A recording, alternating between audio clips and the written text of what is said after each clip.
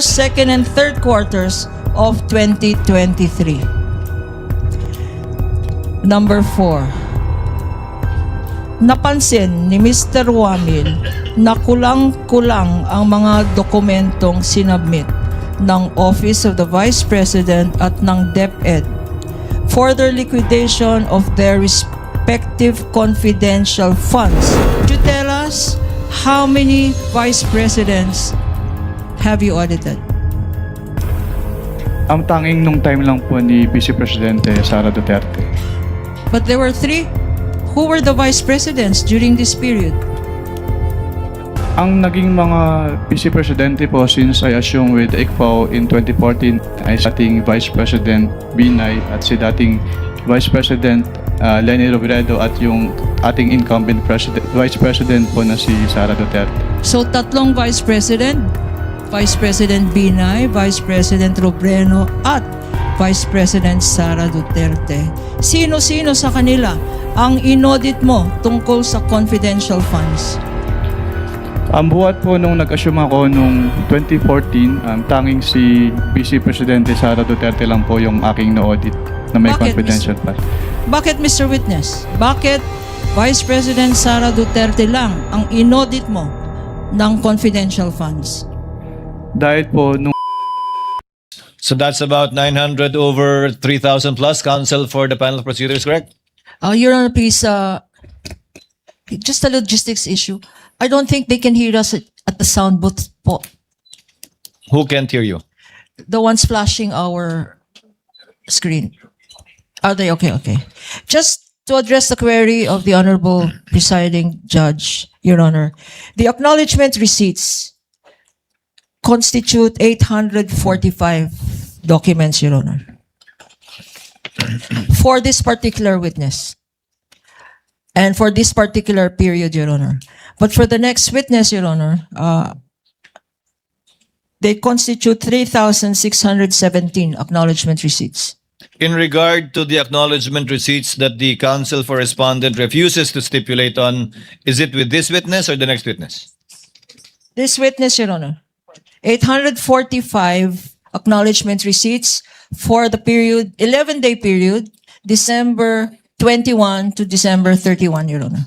So in other words, all of the acknowledgement receipts that this witness will testify to was not stipulated to by the counsel for the respondent. That's correct, Your Honor. With respect to the others, it is so stipulated, counsel? Yes, Your Honors. Other documents, you mean, yes. Other documents that are Mabilis. commonly marked are so stipulated and admitted by the counsel for respondents? Under Article 1? The documents that are in the list of Yes. proposed stipulations, Your Honors. Duly noted. Thank you, Your Honors. Counsel for the panel of prosecutors, you may proceed when you're ready with your offer. Unless you have other stipulations to ask We for. have other stipulations, Your Honor.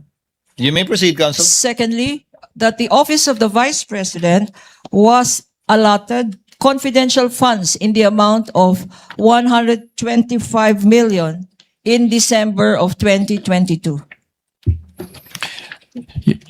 We are okay to stipulate with counter stipulation that this was approved by the Office of the President as recommended by the DBM, Your Honor. What does counsel for the panel of prosecutors state? No, Your Honor. Oh, yes? Yes. Yes, Your Honor. So In yes. deference to the President. Yes, Your Honor.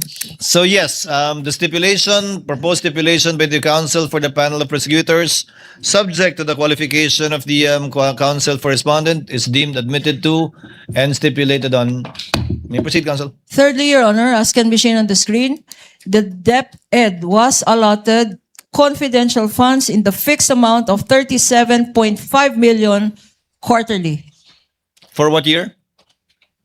For what period? 2023, Your Honor. Counsel for the respondent? Yes, Your Honor, as but again with counter stipulation that under the General Appropriations Act, Your Honor. Yes, Your Honor. So stipulated, duly noted, Senator judges are duly informed. That the fourth stipulation is that the office of the Vice President and the DepEd withdrew their respective confidential funds quarterly allocation in full from the first to the third quarters of 2023. Counsel for the respondent, what do you say? We are willing to stipulate on that, Your Honor. So stipulated. Senator judges are likewise so informed of the stipulation by the parties in regard to this fact. The fifth, that the office of the Vice President also received confidential funds in the amount of 125 million on December 20, 2022, which it used up in 11 days. No Counsel- stipulation, Your Honor. I'm sorry, counsel? No stipulation on this matter. No stipulation. You may proceed with your other proposed stipulations, counsel. That the documents submitted by the office of the Vice President and the DepEd were all signed by the authorized signatories. Willing to stipulate, Your Honor. What exactly does that mean, counsel for the panel of prosecutors? The documents submitted by the OVP were all signed by the authorized signatories, meaning those that signed the checks, those that received the checks. What about the acknowledgement receipts? Also the acknowledgement receipts, Your Honor. The disbursement vouchers, the liquidation reports, Including the accomplishment reports, all of which they have already stipulated, Your Honor. Okay. Is that clear, counsel for the respondent? Yes, Your Honor. So stipulated, duly noted. Number 7, that the signatures above the names Gina Acosta, Julieta Villa del Rey, and Rosalyn Sanchez in the Office of the Vice President documents are their signatures. We're willing to stipulate on that, Your Honor. And lastly, Your So Honor, stipulated, duly noted. that the signatures above the names Edward Fajarda, Maria Runa Catalan, Annalyn Sevilla, and Gloria Humamil Mercado in the DepEd liquidation documents are their signatures. Willing to stipulate on that as well, Your So stipulated, duly noted. Thank you, and we would like to thank counsel for the respondent for Thank you, Your Honor. the stipulations. We would like to And, thank the parties as well for abbreviating the proceedings and assisting this court in so far as shortening. I think it has saved the Senate judges 10 boxes, Your Honor. How many in total again? We have 15 boxes, Your Honor. That's 2/3. Good enough. Two-thirds. Counsel may proceed with their offer for the testimony of this witness unless there are other stipulations. If there are none, you may proceed, counsel, when you're ready. Your Honors, please, we are offering the testimony of Mr. Roderick C. Wamil to prove the following. First, that Mr. Wamil was a state auditor of the Commission on Audit, Intelligence, and Confidential Funds.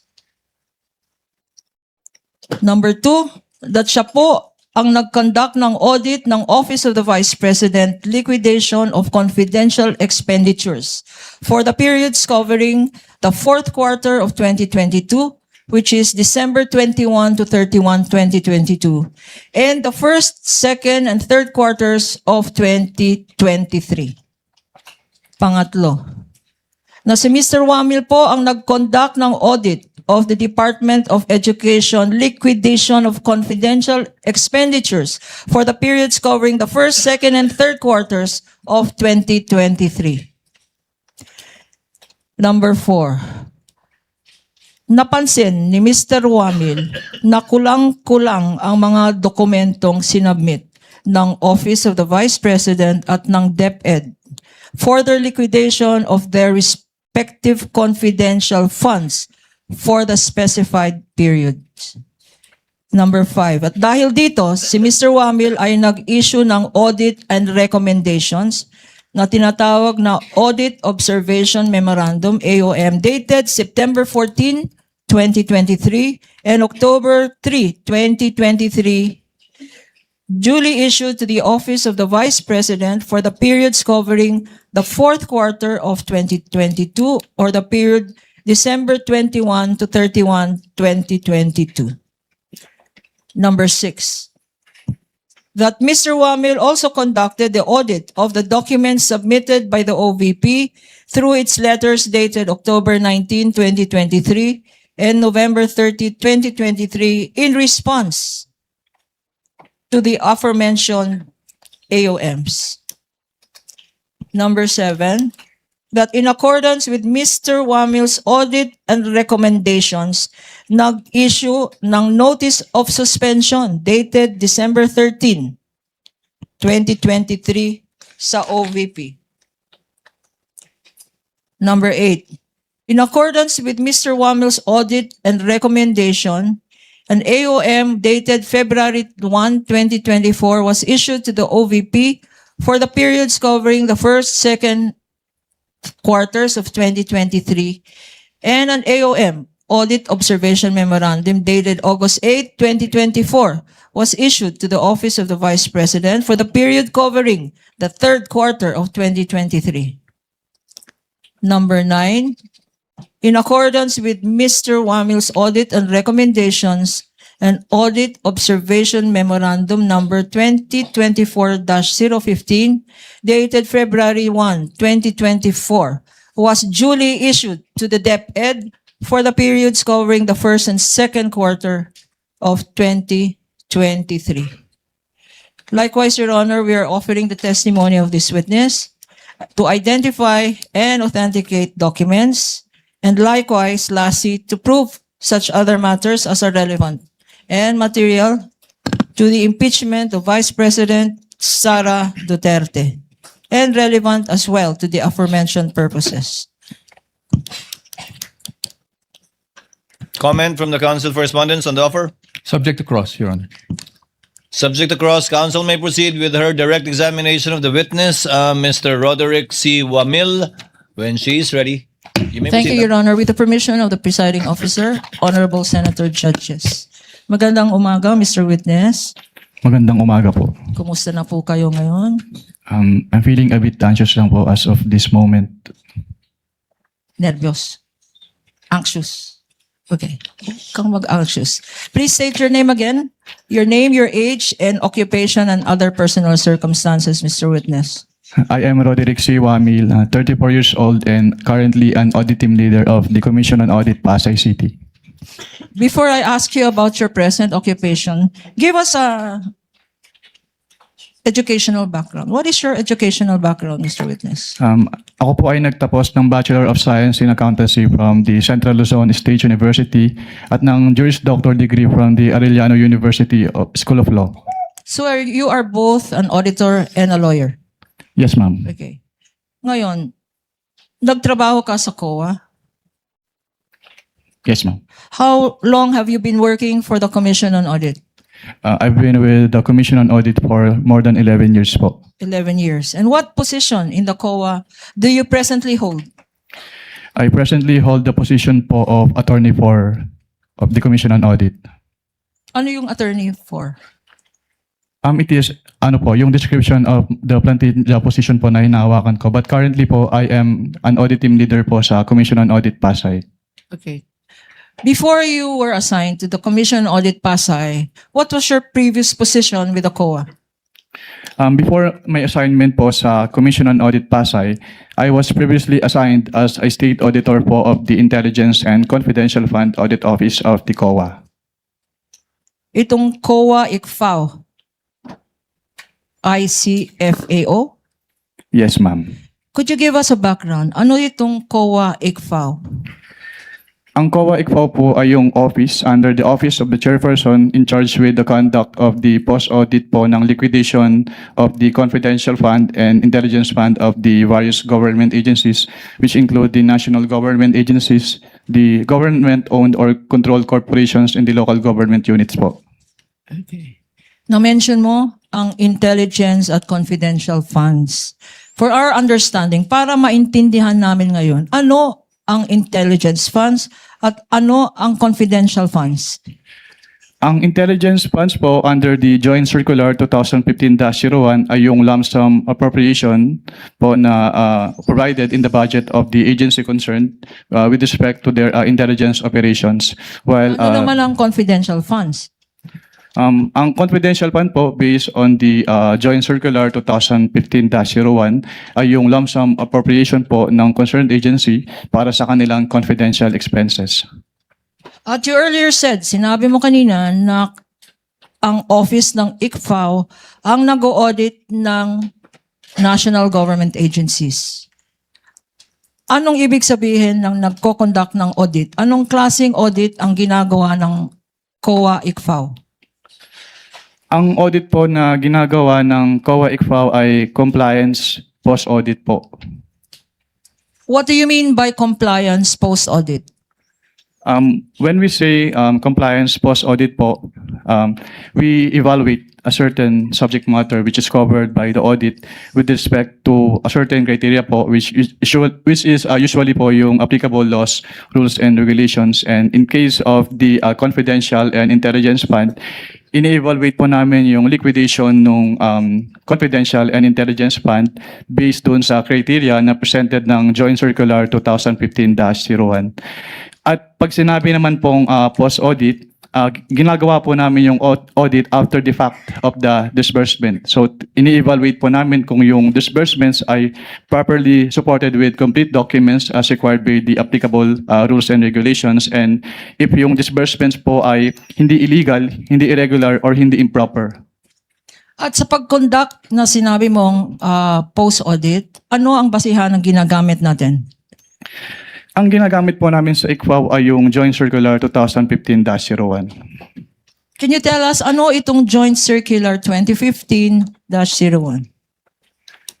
Ang Joint Circular 2015-01 ay yung nagpo-provide po ng guidelines on the entitlement, the use, the release, the reporting po at yung audit ng confidential fund at ng intelligence fund of the various government agencies.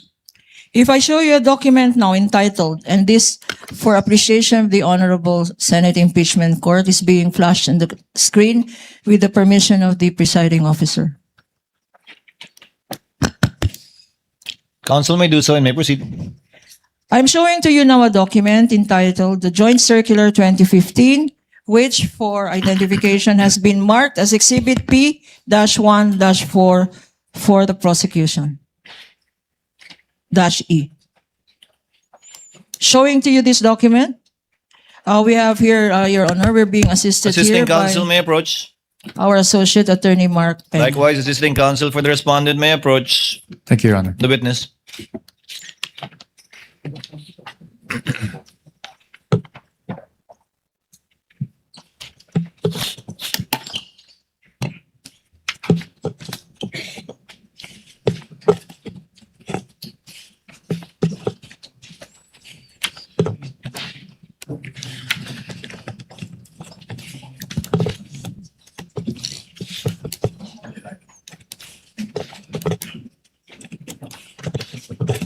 Sabi na niya.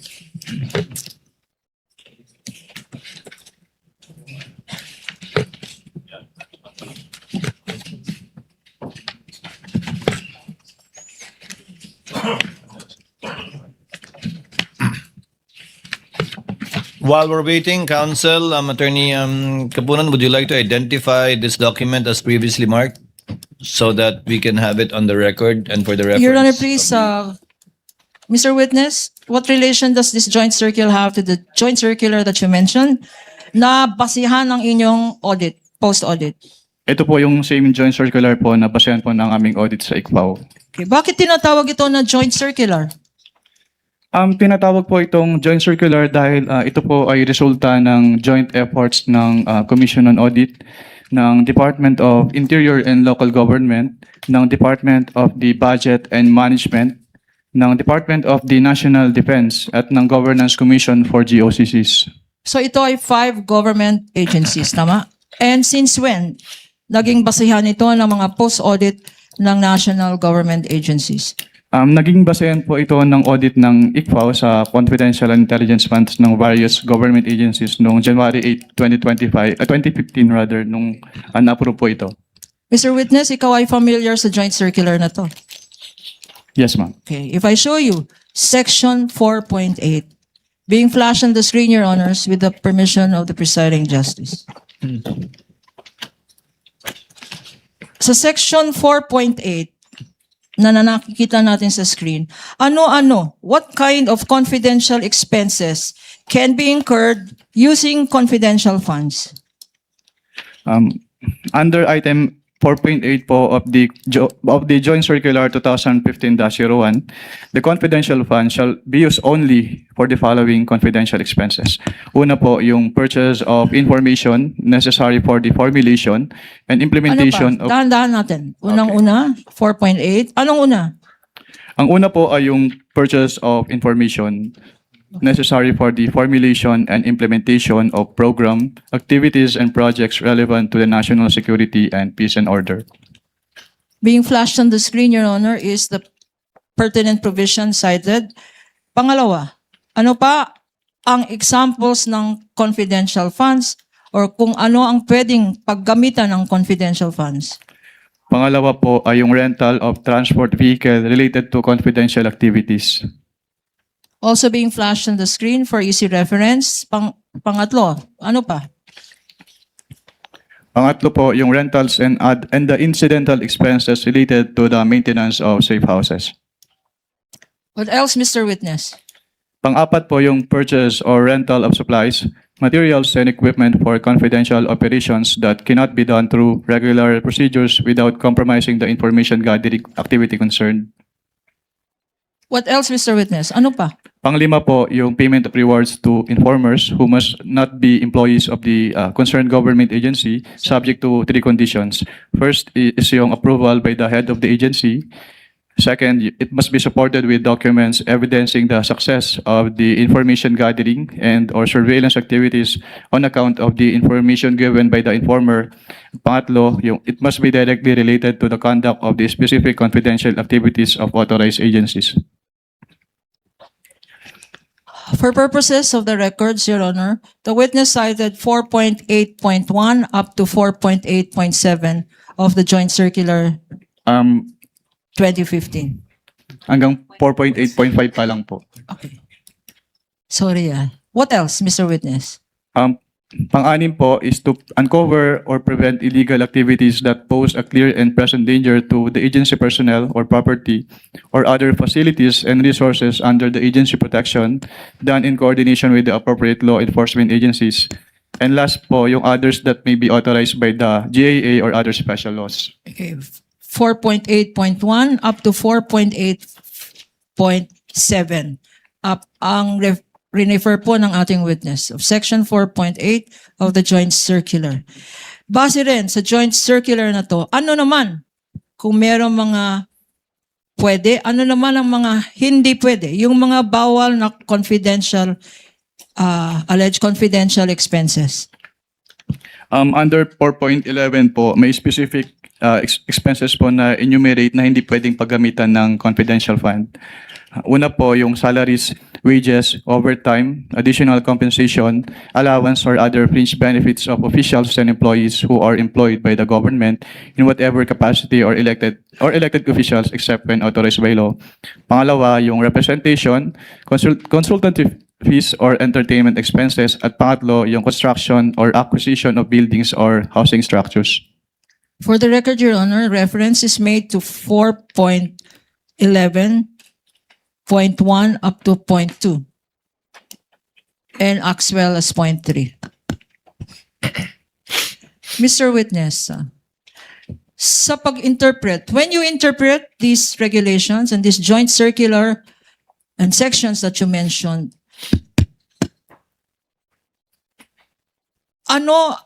what terms of compliance are you thinking about? Ito ba ay substantial compliance or strict compliance? Strict compliance po, Madam. Bakit, Mr. Witness? Why do you follow strict compliance instead of substantial compliance? We follow po strict compliance since what is involved po ay public funds. So dapat strict yung accounting and auditing rules to prevent yung misuse ng fund. And this is expressly stated in the joint circular. What you said, strict compliance. Yes, ma'am. Okay. Now, 9 years ka, you said, sa COA ICFAO. With the permission of counsel, Mr. Witness, it is mentioned in the JMC that it should be strictly interpreted, and you said it's in the JMC. Where? Sa last paragraph po ng 1.0, Your Honor. Last paragraph ng 1.0.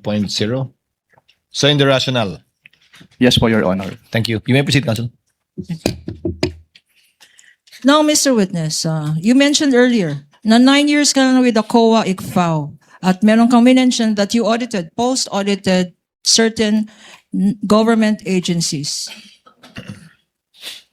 During your term, what years were you, incidentally, with the COA ICFAO? I was with the COA ICPAO po from September 2014 until February of 2024. Okay. In this period of time, from 2014 to 2024, could you tell us how many vice presidents have you audited? Ang tanging nung time lang po ni Vice Presidente Sara Duterte. But there were 3. Who were the vice presidents during this period? Ang naging mga Vice Presidente po since I assumed with ICPAO in 2014 ay si dating Vice President Binay at si dating Vice President Leni Robredo at yung ating incumbent Vice President po na si Sara Duterte. So 3 vice president, Vice President Binay, Vice President Robredo, at Vice President Sara Duterte. Sino-sino sa kanila ang inaudit mo tungkol sa confidential funds? Ang buhat po nung nag-assume ako nung 2014, tanging si Vice Presidente Sara Duterte lang po yung aking na-audit na may Bakit, confidential fund. Bakit, Mr. Witness? Bakit Vice President Sara Duterte lang ang inaudit mo ng confidential funds? Dahil po, since nung nag-assume po ako ng 2014 sa ICPAO, wala po naging appropriation for confidential funds si dating Vice President Binay at si dating Vice President Robredo. Tanging si Vice President Sara Duterte lang po yung nagkaroon ng appropriation for the confidential funds. And in the same period of time, 2014 to 2024, kasama ba sa mga national agencies na minention mo ang Department of Education? Yes, ma'am. And during this period, 2014 to 2024, sino-sino ang mga secretaries ng Department of Education? Sa pagkakaalala ko po, ang mga naging DepEd secretaries po ay sina dating Secretary Luistro, dating Secretary Briones at ang ating Vice Presidente in her concurrent capacity as the DepEd Secretary during that time po. At sino sa tatlong ito? Sino-sino sa mga secretary ng DepEd ang inaudit mo for confidential funds? Tanging si Vice Presidente Sara Duterte lang po as the DepEd Secretary. Bakit, Mr. Witness? Dahil siya lang po yung naging DepEd Secretary na nagkaroon ng confidential funds ang DepEd. And could you tell us how much was the confidential funds of the Vice President that you said you audited? May I clarify po kung anong office po yung tinutukoy niyo? Office of the Vice President. Sa Office of the Vice President po, ang kanilang naging confidential fund ay from the fourth quarter of 2022 until third quarter of 2023 ay 125 million pesos per quarter. So ang total po nun ay 500 million pesos. Magkano naman ang confidential funds na inaudit mo sa DepEd, Department of Education? Ang inaudit ko naman po sa Department of Education, since ang kanilang cash advances ay from the first quarter of 2023 until the third quarter of 2023, at meron silang 37.5 million pesos quarterly cash advances. So ang naging total po nun ay 112.5 million pesos. Thank you, Mr. Witness. Ngayon, you said that you conducted the post-audit of both offices. Pag nagko-conduct ng post-audit, ano ang rini-require na documents para sa confidential funds?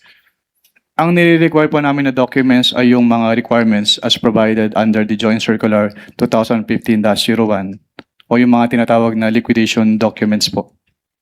Ano-ano ang mga liquidation documents na to?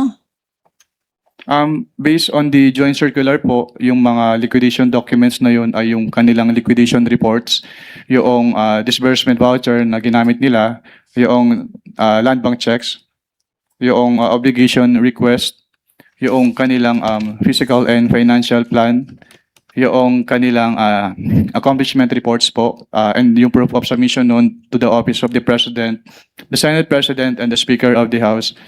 yung certification of the accountable officers on the utilization of the confidential fund, yung designation po ng special disbursing officer kapag hindi si head of agency yung magiging disbursing officer, yung fidelity band ng accountable officers at yung kanilang specimen signatures po.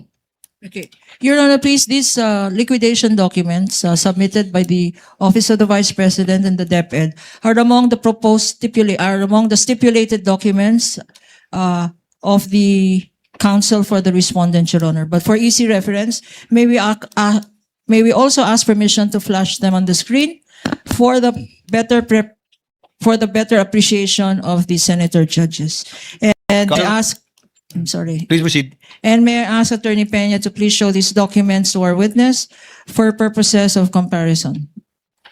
Assisting counsel may approach the witness. Likewise, the respondent. assisting counsel for the respondent. Thank you.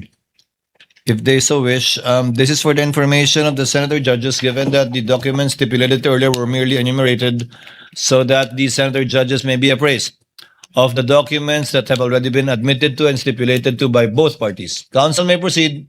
Thank you, Your Honor. Since stipulated, there's no need really to compare. But I am showing now to you, and this is being flashed on the screen with the kind permission of presiding judge, a copy of a fiscal financial plan approved on December 13, 2022, marked as Exhibit P-1-14 for the prosecution.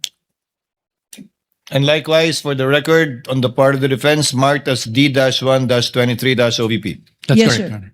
Yes, Your Honor. Will the witness please respond? Okay. Sa bottom portion, can we look? Sa bottom portion,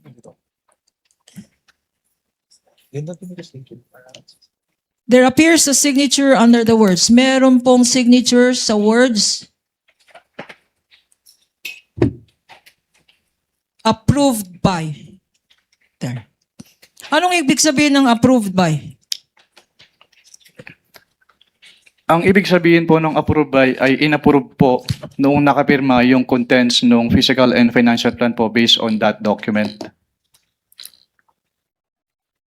Okay. At sinabi mo, approved by ay inapprove. Kung sino man ang nakalagay na signature dyan. Kaninong signature naman ang nasa bottom portion ng ating Exhibit -1-14?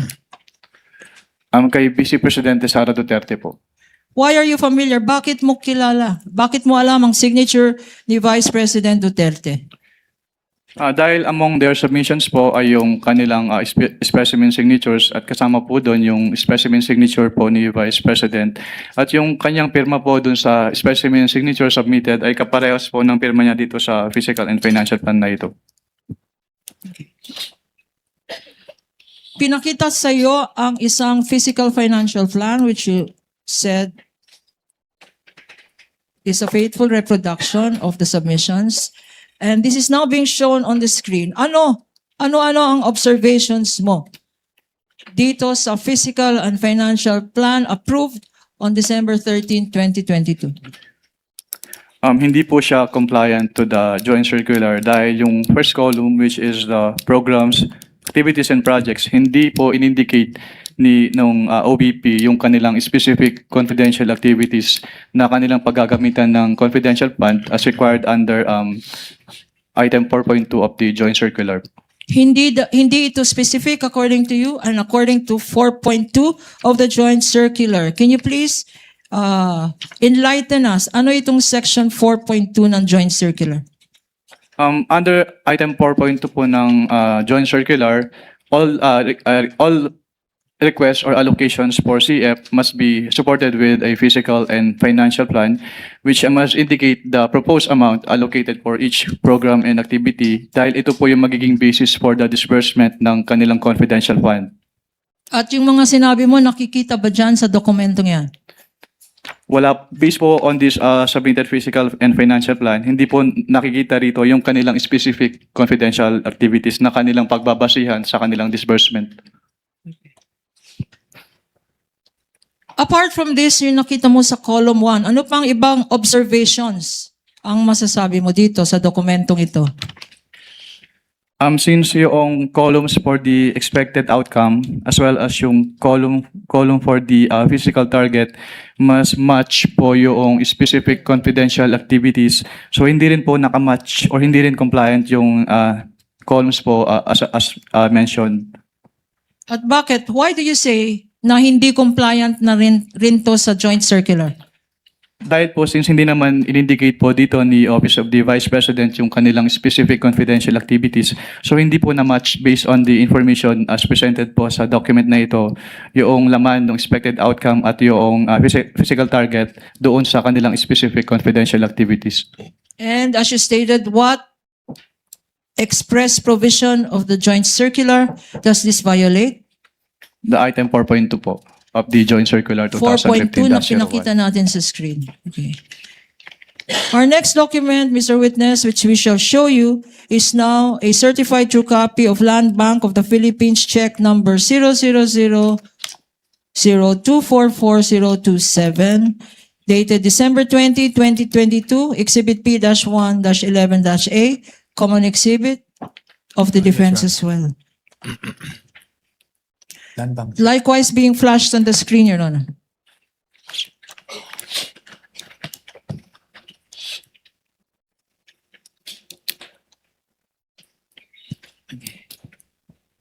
Mr. Witness, what is the significance? Ano ang significance ng check na pinapakita na to in relation to your audit of the Office of the Vice President's confidential funds? Ang significance po ng cheque ay ito po yung proof na pwede na nilang i-withdraw yung kanilang cash advance. Okay. Na pwedeng i-withdraw na yung cash advance. Ngayon naman, punta tayo sa another document. I will show you now a disbursement voucher dated December 20, 2022. Again, common exhibit. For the prosecution, this is Exhibit P-1-10-A. For the period December 20, 2022.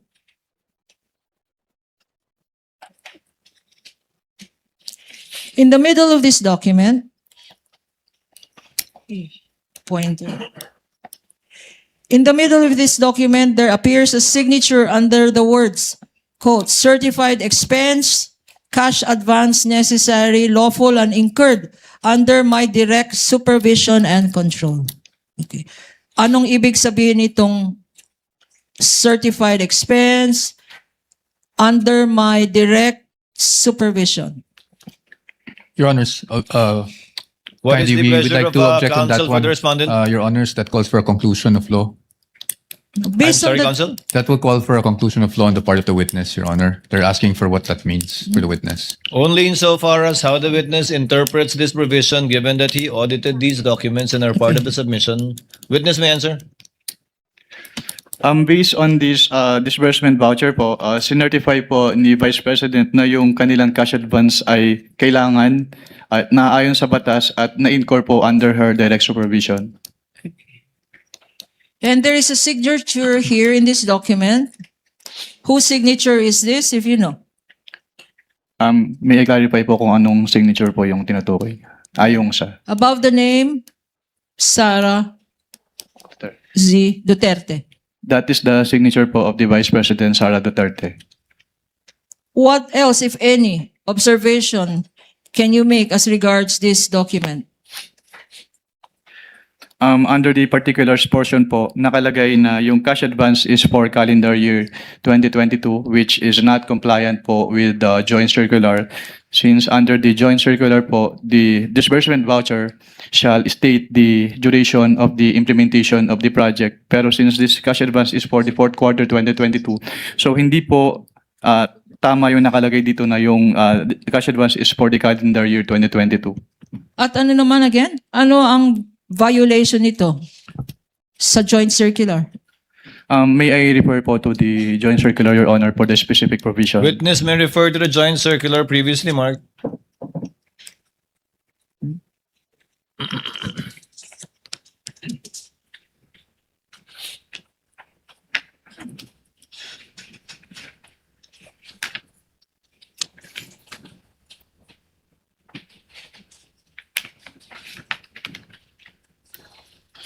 The specific provision po is the second sentence po ng item 6.1.5 of the Joint Circular 2015-01.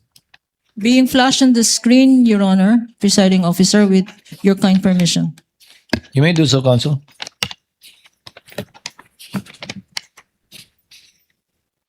Can you read, for the record, 6.1.5? 6.1.5 of the Joint Circular, cash advances shall be limited to the requirements for 3 months. The disbursement voucher shall clearly state the duration of implementation of the projects. If the implementation of the project will extend to more than 3 months, additional amount may be granted only after the liquidation of the previous cash advance. If, on the other hand, cash advances are drawn monthly, liquidation shall be done monthly.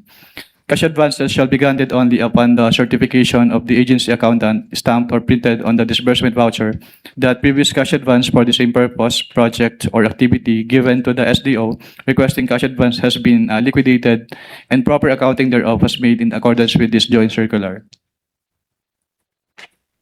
Okay. Ngayon naman, I will show you. Kasi liquidation ang pinag-uusapan. I will show you a liquidation report dated January 10, 2023. Again, common exhibit. This is prosecution's exhibit P-1-9-A. A liquidation report dated January 10, 2023.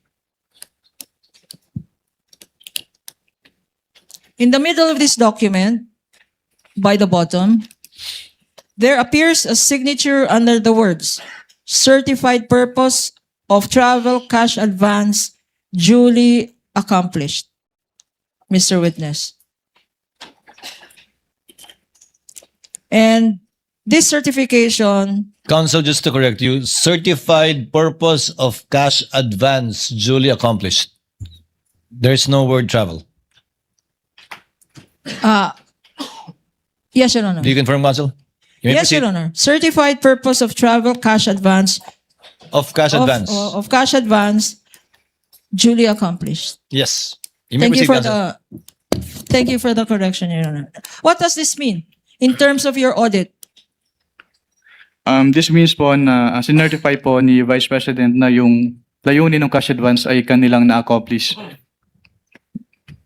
And you said the Vice President, whose signature is that? That is the signature po of the Vice President Sara Duterte. What is the significance of her signature to this document, if any? Ang significance po ng kanyang pirma dito ay kanya nga pong sinertify na yung purpose po ng kanilang cash advance from the confidential fund ay na-accomplish po ng agency. And what are your observations? Ano ang mga observations mo, if any, sa dokumentong ito? Actually, it is one of the proforma annexes po nung Joint Circular 2015-01. Siguro ang napansin ko lang dito ay yung period covered na December 21 to 31, 2022 since the cash advance was supposedly for the fourth quarter of the 2022 of the OBP. Pero other than that naman po, this document is compliant naman po with the requirement of the Joint Circular 2015-01. Again, para maintindihan namin, sabi mo, ang na-observe mo, yung period. Yung period, Mr. Witness. Anong period covered dito? Based on this liquidation report po, ang period covered ay December 21 to 31, 2022. What is the significance? Bakit mo napansin itong period na to? Napansin ko lang naman po yun kasi yung kanilang cash advance based on the physical and financial plan po supposedly is for the whole fourth quarter of 2022. Pero based on this document po, na-disburse lang siya from December 21 to 31, 2022 or around 11 days. Okay. Sinabi mo, whole quarter of 2022. November, October, sandali. Can you enlighten me anong quarter dapat yun? October, November, December. Ang sinasabi mong 3 quarters. 3 months po. 3 months for the fourth quarter. Tama? Yes, ma'am. 3 months for the fourth quarter, pero sabi mo ang ginastos na funds. Magkano ginastos na funds? Based on the documents po submitted, 125 million pesos po. In these 3 quarters? 3 months? Based on the document po, it was supposed to be spent for for the fourth quarter of 2022. So 3 months po, supposedly. Based on Bakit their physical. supposedly, Mr. Witness? Dahil yun po yung supposed coverage ng kanilang cash advance for their confidential activities. At sinabi mo kanina, 11 days ito ginastos, tama? Based on the document, yes, ma'am. Okay. Now, I'm showing to you now another document which is an accomplishment report previously marked as Prosecution's Exhibit P-107-A-I. Again, stipulated document. Common document with the defense. What relation does this have? No. We request permission to have it flashed on the screen as well. You may do so, counsel. Clerk of court is so directed. Can you repeat the question po, ma'am? Now, look at the screen and look at your document. What is the relationship of this accomplishment report that I am showing you in relation to those documents submitted by the Office of the Vice President? This is the same accomplishment report po na sinabit ni Office of the Vice President sa ICFAO. Okay. And there appears here in this document under the words approved by. Whose signature is this? It is the signature po of the Vice President Sara Duterte. And the annotation approved by, in terms of your audit, what does this signify, if any? It signifies po that the signatory or the Vice President approved the contents of this accomplishment report. Now, in relation to this particular document, what observations, ano-ano ang napansin mo sa dokumentong ito? Napansin ko po na hindi po in-enumerate ng Office of the Vice President yung kanilang specific confidential activities na kanilang ginawa. Kailangan bang enumerate yan? Mga Yes, ma'am. activities na yan? Dahil- Bakit, Mr. Witness? Doon po kasi namin tinitignan sa audit ng ICFAO kung yung kanilang confidential expenses or activities ay compliant doon sa item 4.8 ng Joint Circular 2015-01 para malaman po namin kung yung kanilang expenses ay among the allowable expenses as provided under the Joint Circular 2015-01. So what basis did you have to determine if these were allowable expenses kung wala naman dokumento? Katulad nga po nung sinabi ko, ang basis namin to determine if allowable expenses ay yung item 4.8 of the Joint Circular 2015-01.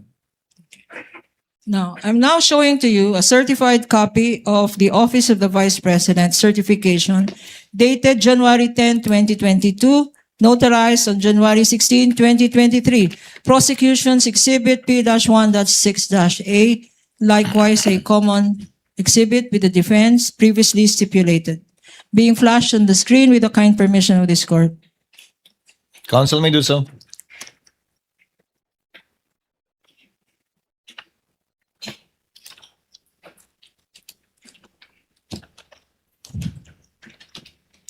Dito sa baba, may pirma sa ilalim ng mga salitang attested. Kaninong signature itong nakikita natin dito? Ito po ay signature ni Vice Presidente Sara Duterte. At anong ibig sabihin under your circular ng attested? Ang ibig sabihin po ng attested ay kanyang kino-confirm at bine-verify na yung contents ng certification na ito ay totoo. What other observations? Ano pa ang mga na-observe mo sa dokumentong ito? Ang napansin ko po dito yung date of execution ng certification, January 10, 2022. Ano pa? January 10, 2022. Why is this significant? Because it is supposedly the date of the execution ng certification, pero yung kanilang cash advance ay for the fourth quarter of 2022. Yung cash advance nila ay para sa anong period? For the fourth quarter po of 2022. Pero ang certification ay January 10, 2022. Yes po, based on this document po. And based on this document, when was it notarized? It was notarized po on January 16, 2023. 2023. Okay. Ano naman, in your observation, what provision of the joint circular does this certification violate? If you Actually, ito po yung isa sa proforma annexes ng joint circular. So, wala naman po kaming nakitang violation aside from the date of the execution. no. So yung sinasabi mo, nakikita dito yung discrepancy ng mga dates. Based on this document po, yes ma'am, may discrepancy yung dates. Okay. Now, dahil dyan, what action did you take, if any? After what po ma'am? After itong nakikita mong certification. Ang naging action po namin, actually, yung naging audit namin is yung for the whole of the liquidation documents na sinamit ng OBP. Pero dito po, wala po kaming naging particular finding dito. Sinasabi ko nga po, it is one of the annexes po under the Joint Circular 2015-01 and they submitted naman po yung certification as required. Okay. Earlier, nagpakita tayo ng certain liquidation documents, yung physical and financial plan, yung disbursement vouchers, yung land bank check, yung liquidation report. What actions did you take, if any, after your evaluation of these documents submitted by the Office of the Vice President? After the evaluation po of those documents, since I noted that the documents are not compliant with the requirements of the Joint Circular 2015-01, I drafted po an audit observation memorandum which I submitted for review to my division chief. Can you tell us, Mr. Witness, anong ibig sabihin ng Audit Observation Memorandum or AOM? Ang audit observation memorandum po under the Joint Circular 2015-01 ay written notification to the accountable officers explaining to them or informing them the deficiencies po noted during the audit and requiring them to submit an explanation or to submit the documents being sought po dun sa AOM or both. So, itong AOM was on account of sinasabi mong discrepancies. Yes, ma'am. Na-point out mo na dito sa Honorable Court. Now, if I show you a copy of this audit observation memorandum that you mentioned, please identify the same. Assisting counsel for both parties may approach the witness. Your Honor, please again, this is a common exhibit. This is exhibit P-1-12-A dated September 14, 2023 for the prosecution. Likewise, a defense exhibit, Your Honor.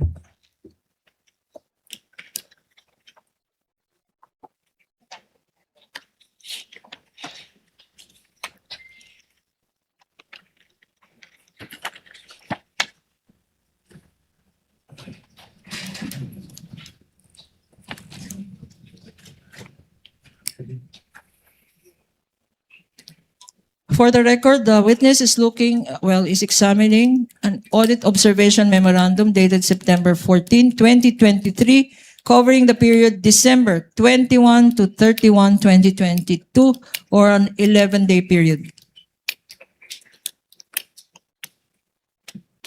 Proceed, counsel.